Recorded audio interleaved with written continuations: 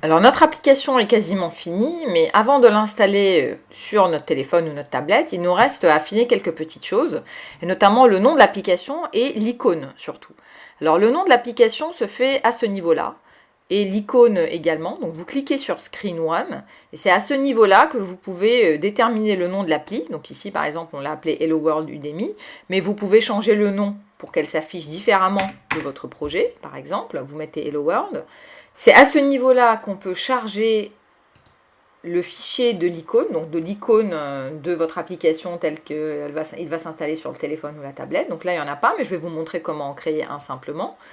Et ensuite, vous pouvez aussi définir un certain nombre de choses, notamment l'orientation de l'écran. Donc là, pour moi, c'est unspecified. Vous pouvez choisir portrait, paysage, si vous voulez fixer les choses. Si l'écran est scrollable, donc déroulable ou pas, etc., etc. Et le titre aussi à ce niveau-là. Le titre de l'écran tel qu'il apparaît ici.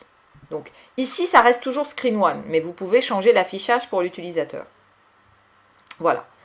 Donc maintenant, je vais vous montrer comment on peut créer simplement et facilement en ligne une icône. Ce qui est plus sympa que d'installer directement votre application. Si vous l'installez directement, vous allez avoir une icône par défaut de App Inventor qui ressemble à ça, par exemple. Donc bien sûr, vous avez une icône, mais c'est pas très joli. Donc c'est quand même plus sympathique de créer notre propre icône. Bon, pour créer une icône c'est un petit fichier et il ne faut pas que ce soit très lourd en termes d'image. Donc vous prenez un fichier qui fait 40 pixels par 40 pixels, 60 pixels par 60 pixels ou quelque chose comme ça.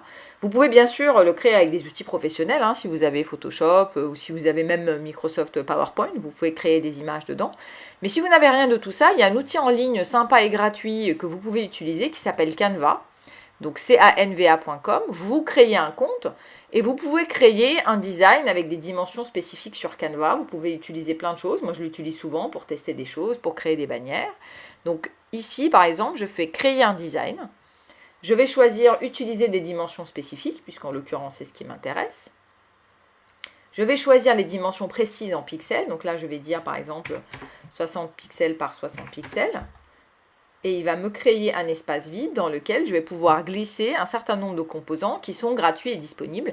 Vous pouvez aller plus loin avec des éléments payants, mais vous n'en avez pas besoin.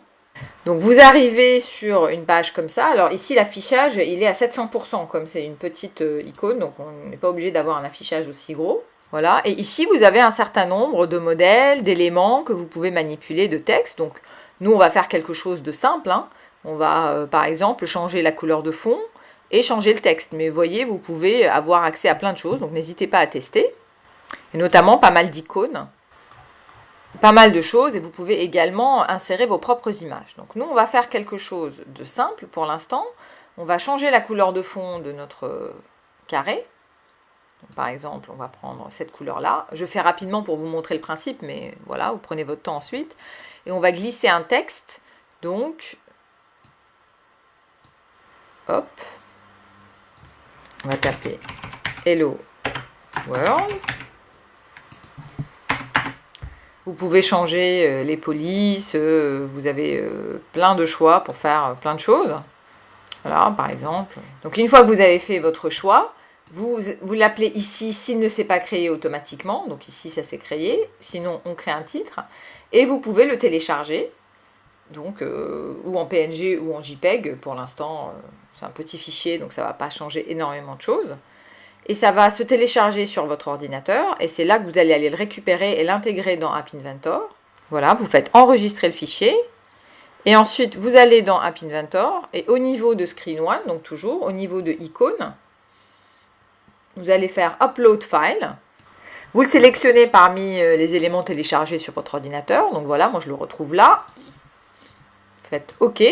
Et donc, le fichier apparaît à ce niveau-là. Vous ne pouvez pas le voir à ce niveau-là, vous ne le verrez que quand vous aurez installé l'application sur votre téléphone. Donc, maintenant que nous avons tous les éléments, il ne nous reste plus qu'à voir comment installer une application sur le téléphone.